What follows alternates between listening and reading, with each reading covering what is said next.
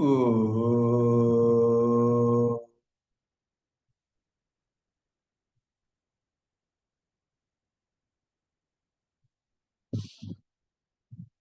Ooh.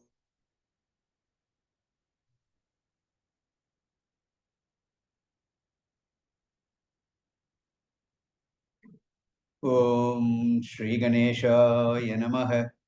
Om Shri Saraswatyai Namaha. Yo Namaha.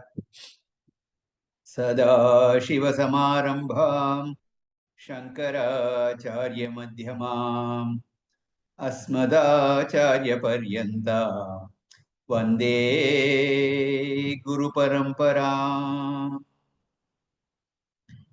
Shruti-smriti-purananam Alayam Karunalayam Namami Bhagavad-pada Shankaram Lokashankaram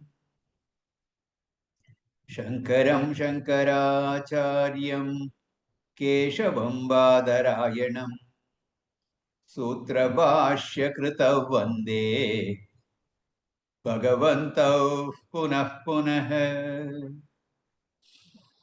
Samasta Jana Kalyane Niratam Karunamayam Namami Chinmayam Devam Sadgurum Brahmavidvaram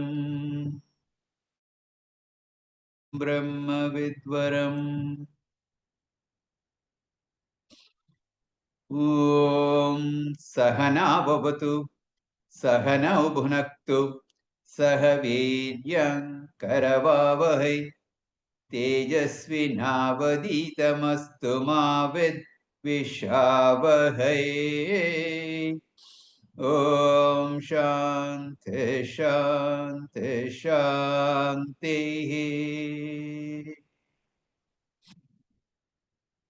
Sarva Siddhanta Gocharam Tamagocharam Govindam Paramanandam Sadgurum Pranatosmyaham.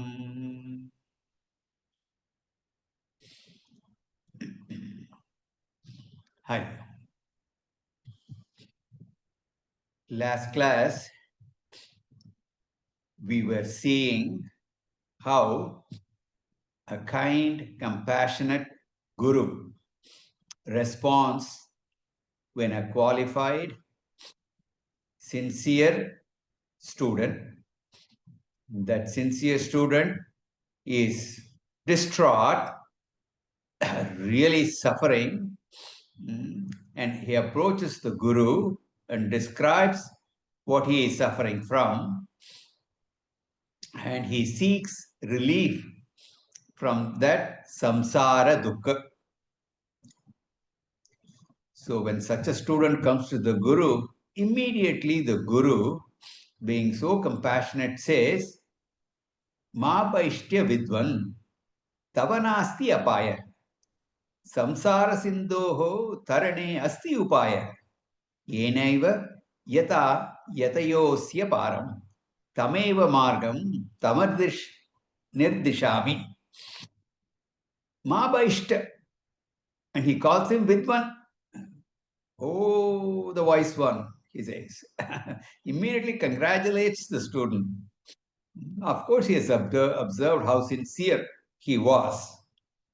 And by his very body language, he knows this is a sincere student and he has come here with a very dedicated purpose. All that he has already seen.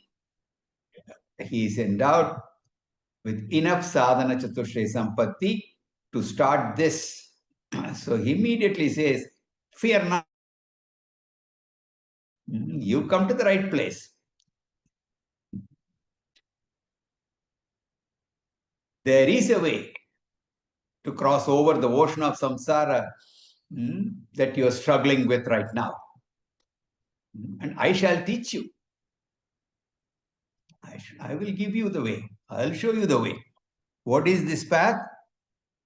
Asti upayo mahan kaschit samsara vayanashanah tena tirtva bhavambodhim paramanandam apsyasi. It's a great means. Asti. Mahan kaschit upaya. There is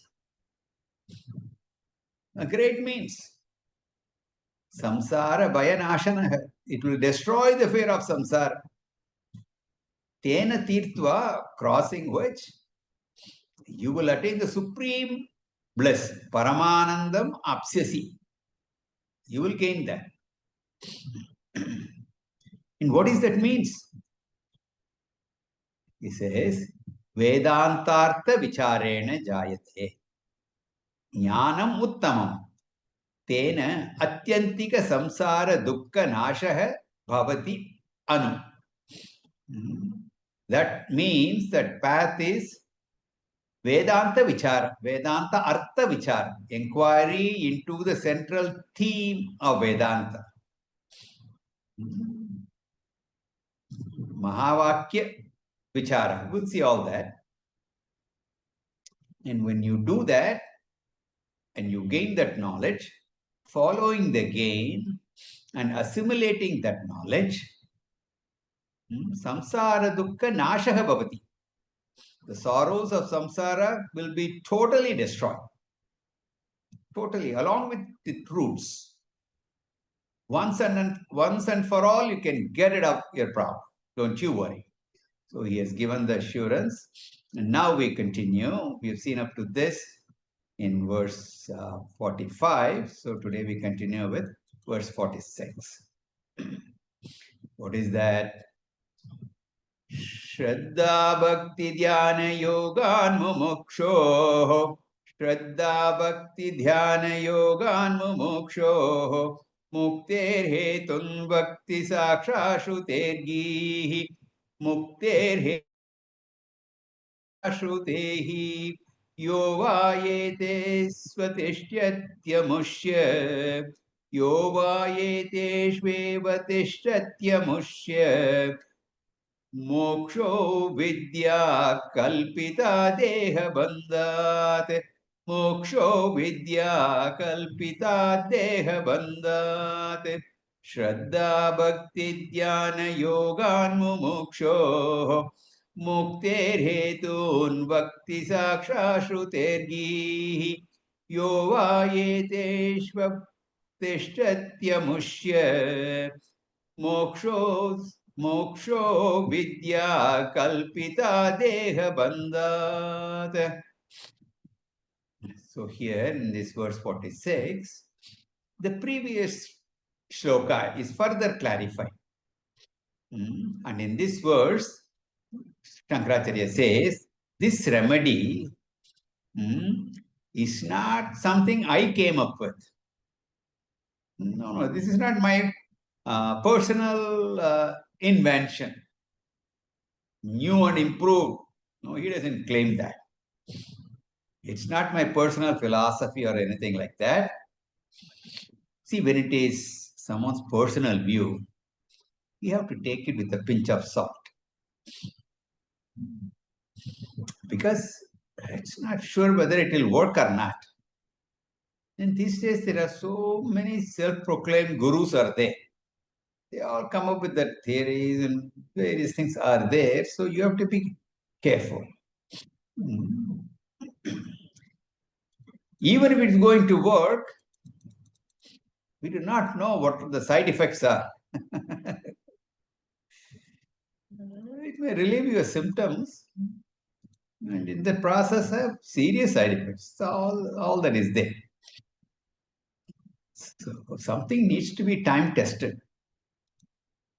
Therefore, Bhashyakara says, this is not my philosophy. This is the eternal Vedantic wisdom. So that is what I am going to give you. And he quotes the Upanishad here. What he quotes is from Kaivalya Upanishad. Some of you have studied Kaivalya Upanishad with me, and you may recall, Says here, Shrutehi Ghihi. That refers to Kaivalya Upanishad Vakyam. Kaivalya Upanishad, the student, Ashvalayana, approached the teacher, Brahmaji, and asked for this knowledge. There, Brahmaji straight away starts his teaching by saying, Shraddha Bhakti Dhyana Yoga.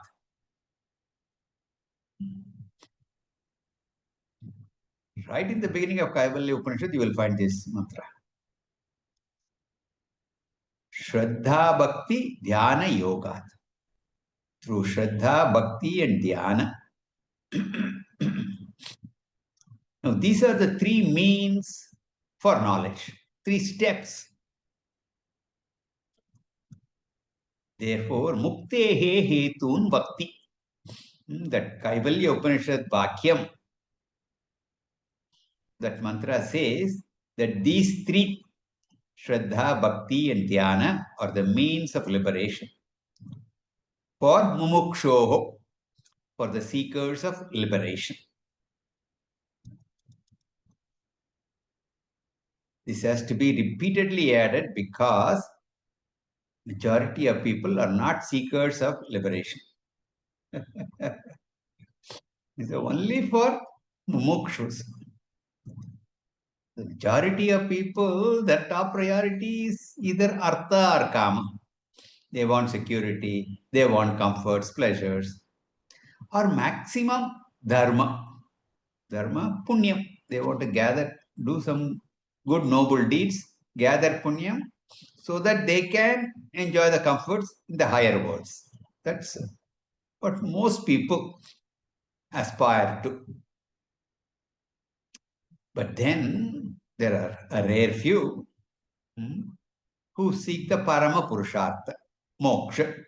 Such mumukshus are there, and Shankaracharya says this teaching is relevant for those people. And for them, this is the means. What is Shraddha, Bhakti, Dhyana, Yoga. The word yoga should go with each one of them. Shraddha Yoga, Bhakti Yoga, Dhyana Yoga. In this context, Shraddha Yoga refers to Shravanam. Because Shravanam requires Shraddha, faith in the Guru and the Shastra. We have seen this many, many times. Shravana Manana Nididhyasana. And that is what Kaivalya Upanishad says as Shraddha, Bhakti, and Dhyana. And we have also seen that Shravanam requires faith in the Guru and Shastra. Faith in the Guru and Shastra, we saw in Vivekacu only. That is how he defined Shraddha. So Shraddha means Shravanam, what we normally know as Shravanam, going to the Guru and listening to his teaching. Listening, Shravanam. And for that, faith in the scripture should be there. And without faith in the scriptures or without the faith in the Guru, this is not going to happen. Without faith in the Guru, a person cannot come to a teacher for learning. And when the teacher teaches what is said in the scriptures, you need to have faith in that. So Shravanam must be supported by Shraddha. So Shravanam itself is called Shraddha Yoga in Kaivalya Upanishad. That's what he mentions here. Then Bhakti Yoga. Bhakti means Mananam. Mananam requires ekagrata, single pointed focus. Student must be committed, should be very sincere, because he had listened to the Guru, but he has some doubts. Questions are there. And if he is committed to the pursuit of this knowledge, he wants to clear all these doubts, get answers to all the questions. A doubtful knowledge is no knowledge.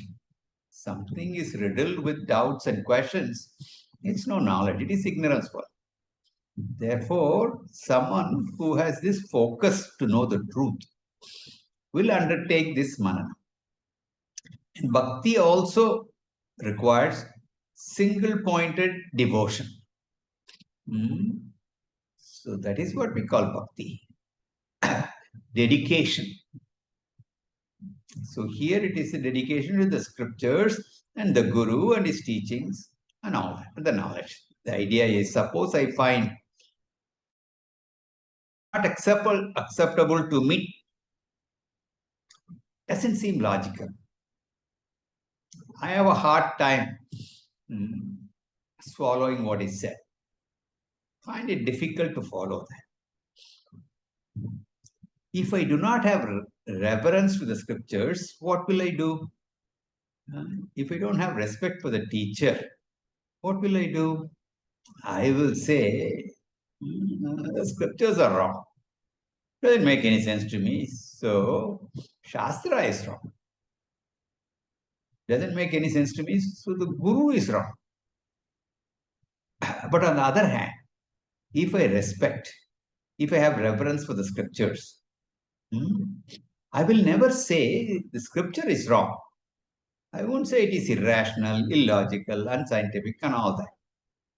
I will say I have not grasped its essence properly. I have not understood. The problem is with me. The problem does not lie with the scriptures.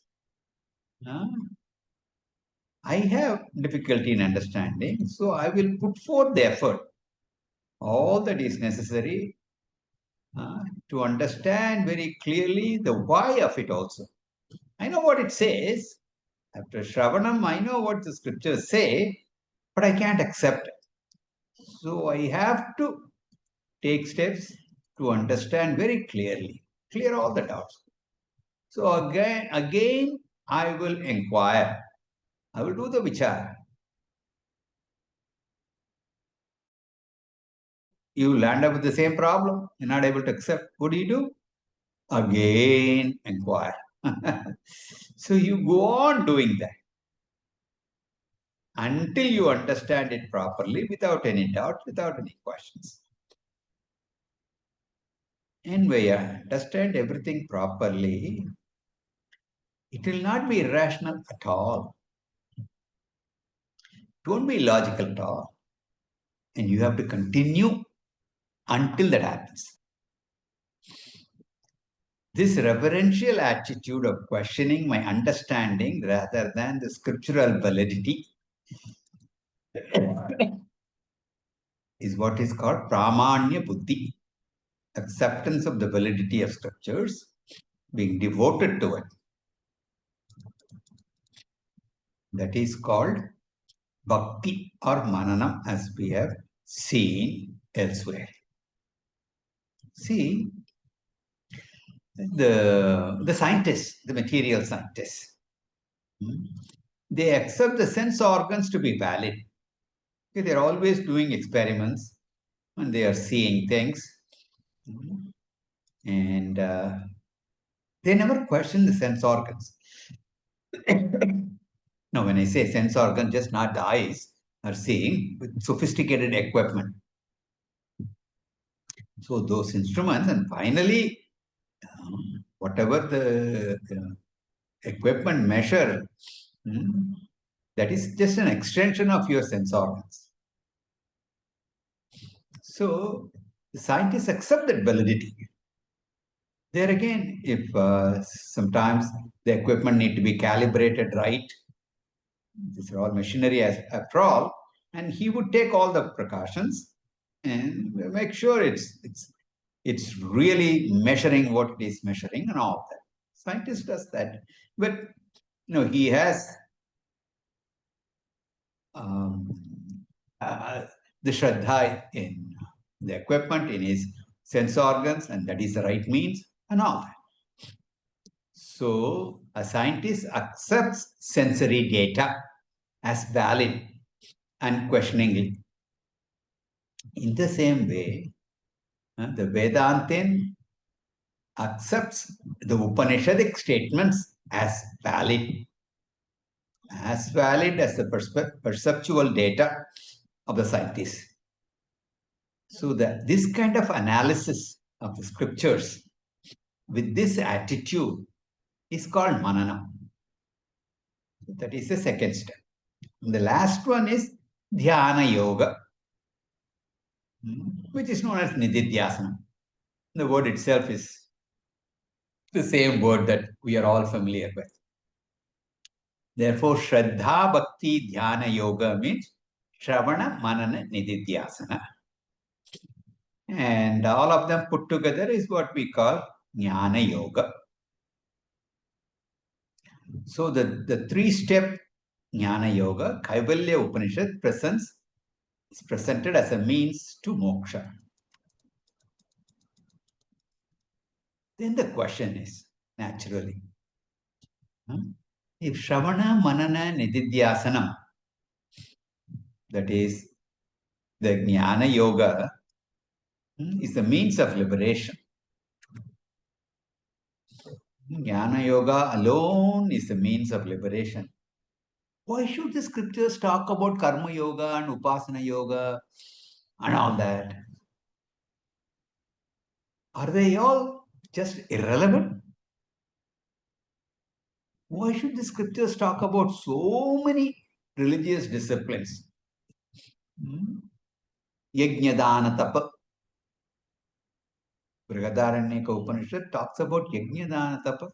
And we have also seen that in the Bhagavad Gita in the 18th chapter. Yajna, Dana, Tapa, social service. Why do scriptures talk about that? Shruti talks about that, Smriti talks about that. So, Bhashyakara explains, he says, uses the word Sakshat. Sakshat means Jnana Yoga is the direct means to liberation, the immediate means to liberation. It's the prime. Whereas all the other things, be it social service, be it yajna, the rituals, worship, dana, charity, tapa, austerity, all of them, they are also a means of liberation, but not directly. But indirectly they contribute. Therefore, they are called parampara sadhana. They are one step in the process, step by step. Parampara. Jnana Yoga is a sakshatkar. It's a direct means. But to do jnana, vichara, you must be prepared. So those preparations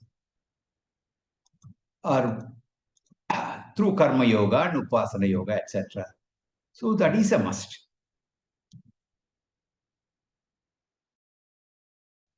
Selfless service, all important. They prepare your mind for jnana yoga. They give you jnana yogyata. Without such preparation, knowledge can never take place. With just karma yoga and upasana yoga, sadhanas are incomplete. But without them, just by jnana yoga, without karma yoga, without the preparations, knowledge is impossible.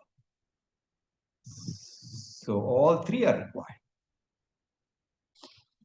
With just karma and upasana, it is incomplete. Because you have not taken up. So if you get stuck with, I'll do only social service. That will be good, but it is incomplete. And then there are others who will ignore all this. Jnana yoga is a direct means inquiry. So I'm going to sit down and ask myself, who am I? Who am I? Who am I? I keep on taxing my brain. All that I get is a headache. So it has to be prepared. So both are Both steps are required. Therefore, Yahavai eteshu eva tishtati. Suppose a mumukshu dedicates his life in these three pursuits. So here dedication is important, and it's not a casual approach. Strong commitment.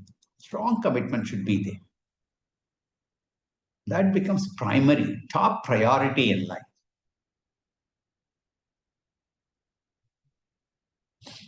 If Bhagwan grants one boon to you, somehow you come face to face with Bhagwan and asks you, what do you want? Then what will you ask? If that person says, I want moksha, and that alone, that is commitment.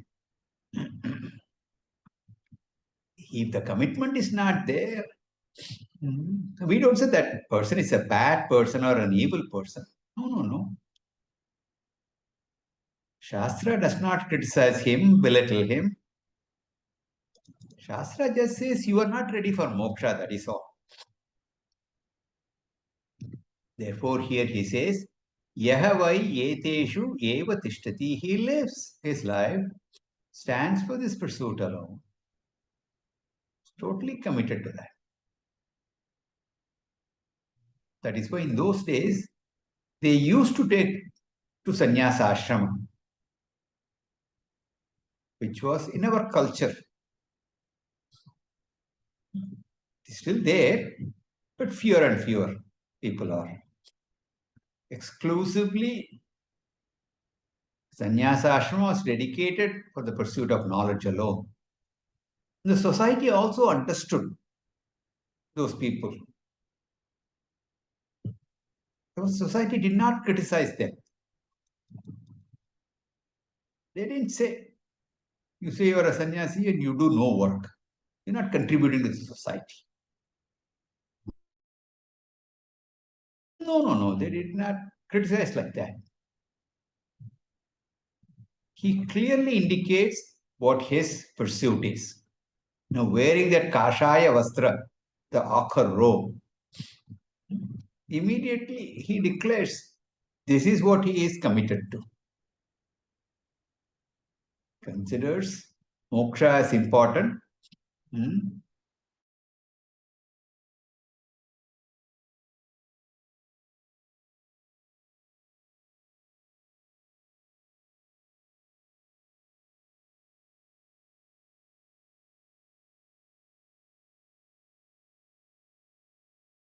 Anything except bhavati bhiksham dehi. That's all. Once in a while, he'll come for bhiksha. So our culture very clearly understood the pravritti marga is for dharma, artha, kama, and then nivritti marga is for moksha.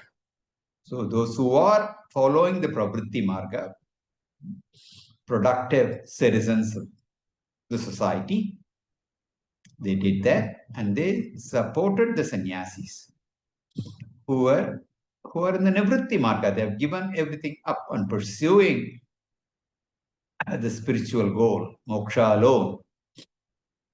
Therefore, amushya for that person, moksha will definitely come. There's no doubt. Definite thing. Therefore, the success is directly proportional to your commitment.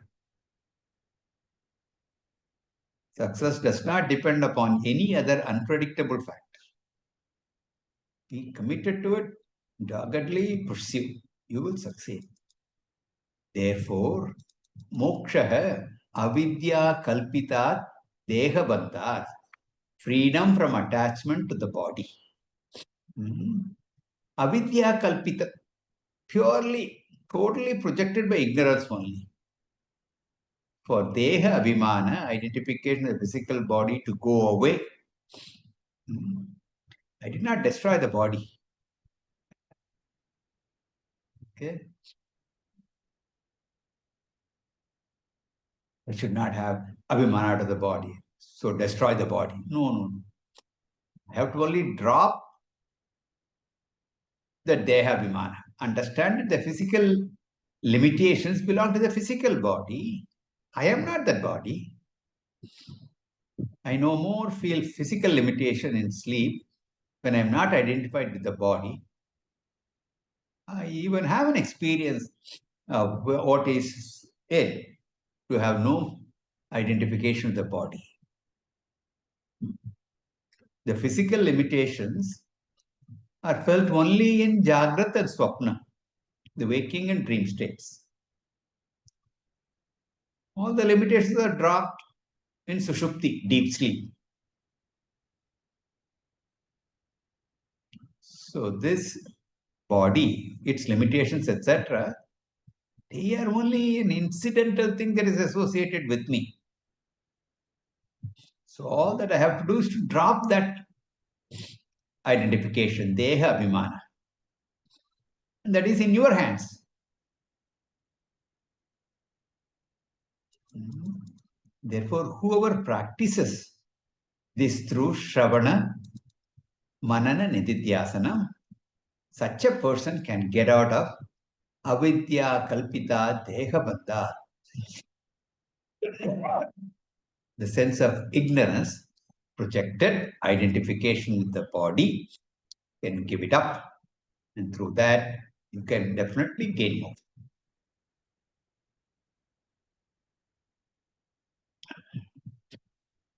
Continuing verse 47. Ajnana-yogat paramatmanastava. Ajnana-yogat paramatmanastava. Hyenatma-bandhastava eva samshritihi. Hyenatma-bandhastata samshritihi. तयोर्विवेकोदितबोधवह्निः तयोर्विवेकोदितबोधवह्निः अज्ञानमूलम् अज्ञानकार्यं प्रदहेत् समूलम् अज्ञानयोगात् परमात्मनस्तव ह्यानात्मबन्धस्तत एव संश्रुतिः तयोर्विवेकोदितबोधवह्निः अज्ञानकार्यं प्रदहेत् समूलम्. So he gives a brief preview of the remedy for samsara that is given in Vedanta. Even the last verse was that preview.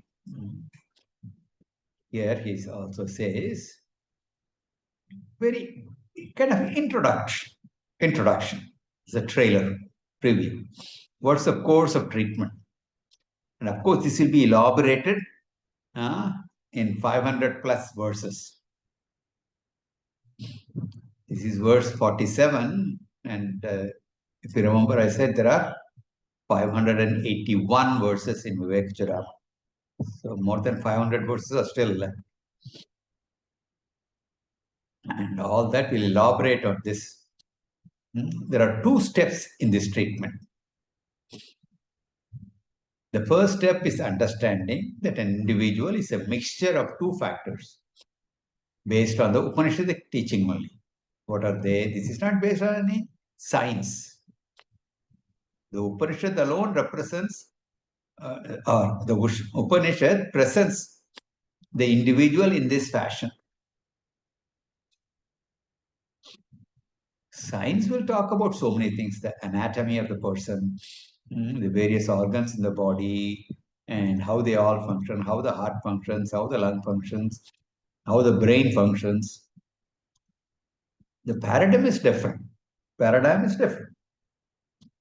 The Upanishad says that an individual consists of two factors, matter and consciousness. Whereas science says man is just a bundle of matter. And from that matter, consciousness is evolved. Science says there is only one matter. The second part, the scriptures point out consciousness principle. And then scriptures do not assume that consciousness is a part of matter or a function of matter or a property of matter. This is the unique approach of the scriptures. Science is still trying deeper and deeper to find out about this consciousness. They're not able to find it. The scriptures present consciousness not as a neurological phenomenon, not a brainy product. It presents consciousness as an independent entity. Therefore, according to scriptures, formless, all-pervading space-like consciousness is one entity, and the second entity is matter. And then it further will go on to say that matter itself is not really there. It is just consciousness appearing as matter, but we'll see all that much later. But initially, these two things. And for the sake of study, digging into the matter, it can be divided into the three shariras or panchakoshas. We'll study all that. Okay, he's going to elaborate all that. Like I said, this is just a preview. So, matter is divided into these Shariratraya or Panchakosha. The subdivision can be done any way you like. You can even take the scientific approach or Ayurveda approach. Ayurveda talks about Vada, Pitta, Kapha, and all that. We don't mind. Matter is matter. Consciousness is a separate entity. So, Anatma Vivek. When you're looking at inquiring, this is the inquiry. This is the vichara you must do. What is Atma? What is Anatma? This is stage one of Vedanta. And the most important stage also, very important stage. The second stage is gradually learning to shift I from the Anatma, the matter bundle, and then shift the attention to the consciousness. It's a long process, but we have to change. We have to change our habits. Our habit is to think that I'm the body, I'm the mind. It's a strongly entrenched notion. In fact, our entire life is built on that notion. Therefore, it's not that easy to change. It's rather difficult, but you have to change that. So here the problem is we give the importance to the body more than it deserves because we think we are this body. We have to shift the importance to the real I. So we must first determine the falsity of anatma, not give undue importance to it. This is called mithyatma nishchaya, determining the falsity in Vedanta. Don't give undue importance to ego. This is called falsifying the ego. Falsifying the ego, managing the ego, handling the ego. And this is what is indicated by Lord Shiva wearing the snake as an ornament. The snake represents a managed ego, a controlled ego.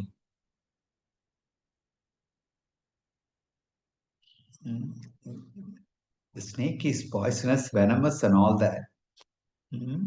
But if you take out the fang, then it cannot do any harm. Snake is under control. Similarly, this ego, if you defang the ego, then you can wear it like an Abharanam, just like Shivji does. So it is an ornament. But if the snake is not controlled, if it is still venomous, it's dreadful. Same thing with ego. If we don't handle it properly, it causes samsara. Ego, when not managed properly, is like a frightening cobra. But when managed right, same ego can be an ornament. This is the second stage called Aham Atma Asmi or Aham Brahma Asmi. I am Brahman. So this is the essence. So now look at the sloka. He says, Ajnana Yoga Tava Paramatmanaha. So you are really the Paramatma, the consciousness.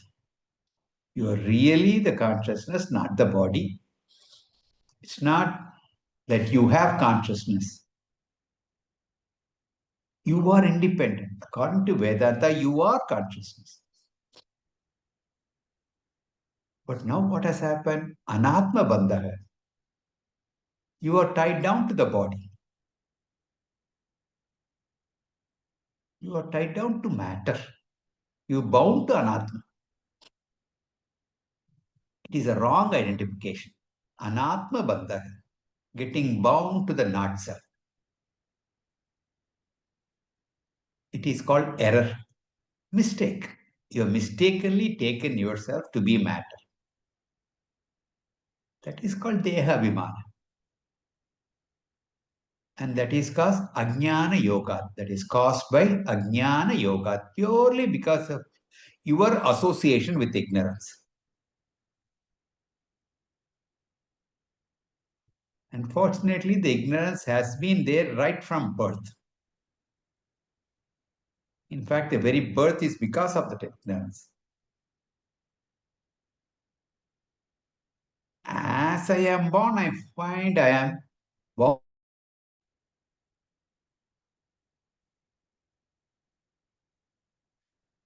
Not only this self-ignorance, of course, that is also there. Ignorance of the self is also there. But so many other ignorance, Chinese ignorance. When you are born, you don't know Chinese. You don't know English, nothing. Math, ignorance, yes. Like that, so many, all these worldly sciences also, worldly knowledge also, you don't have any idea. In the same way, we all have the ignorance of my true nature also. The only difference is, we take so much trouble to get rid of all other ignorance.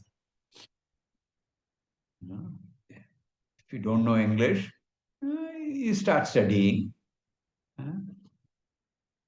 If you don't know physics, you study physics, mathematics, what have you, all of them. We take great pains to remove all that ignorance. But what about removing self-ignorance? Since we have never attempted to remove self-ignorance, it is well protected. It's like it's in the safe deposit vault. We never attempted to remove the self-ignorance due to identification of the Deha Abhimana. The matter. Once you have Deha Abhimana, you will have all problems that belong to the body. Once I take myself to be the body, I should understand the body is ever insecure. If you have any doubt, go to any hospital. He was fine till yesterday. But today, the whole left side is paralyzed. Fellow was jumping up and down, a gymnast perhaps. Next moment, a vegetable. Even the near and dear ones begin to pray for the death of that person. Let him not suffer unnecessarily. A physical entity is eternally insecure. And if you want to enjoy Deha Vimana, learn to accept the insecurity of the body. Not only the insecurity, you also should accept the mortality of the body. If you say, I cannot accept mortality, I want to be immortal, then better come to Vedanta.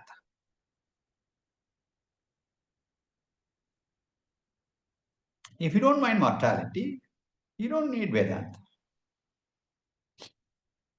We're not interested in imposing Vedanta on anybody. Vedanta is only for a person who is afraid of insecurity, old age, death. Then tataha eva samsritihi. From that deha vimana only the samsara problems come. If you want a solution to all those problems, tayoho vivekaha. So you have to separate sharinam and shariri, matter and consciousness. And you do that with the help of Shastra. So it is Shastra alone that presents consciousness as a separate entity. And by the study of that Shastra, Viveka, discrimination, separation, tayoho, between the two, Atma and Atma, consciousness and matter, that kind of a separation is possible. From that Viveka, Udita will rise, Bodha Vannihi, the fire of knowledge, Jnanagni, that we see in the Gita, Bodha Vannihi. This discrimination about knowledge, Ajnana Karyam Pradahet Samulam. Pradahet, burn down Ajnana Karyam, the effects of ignorance. Samulam, along with its roots. The ignorance is, I do not know, I am the consciousness. And since I do not know I am the consciousness, I take myself to be the matter. That matter identification is karyam. Ignorance is karana. The deha abhimana identification is karyam. The fire of knowledge born of discrimination gained from the scriptural study, pradahet. Samulam, along with the causal ajnana, ignorance. So this is the synopsis of the whole thing. If you recall the very way in the beginning, the second verse, you may recall, Atmanatma vivechanam swanubhavo brahmatmana samstitihi. Therefore, it is said here, there's no cause to fear, because all your fear is because of ignorance. And that ignorance itself is not a real thing. It can be removed. Therefore, the Guru says there is no cause for fear. You are Paramatma only. That something which is a projection of ignorance is not real. Because ignorance itself not real. Yes, you are experiencing it all right. The cause of that is an absolute reality. It's not an absolute reality. So your sorrow is not absolute. Therefore, the Guru says, do not fear. Hearing this, the student was encouraged. And what he asked before, now he puts it very specifically, beautifully. So in the next verse, 47 comes Prashna Bija. Excuse me. The seed for the question from the student. The pointed question from the student and the elaborate answer from the teacher is the entire text. So we will see what question the student asks in the next class. Okay, this comes. So we start the real text from now on. Stay tuned. Om Purnamada Purnamidam Purnat Purnamudachyate Purnasya Purnamadaya Purnameva Vashishyate Shanti, Shanti, Shanti. Hari Om. Shri Gurubhyo Namaha. Hari Om.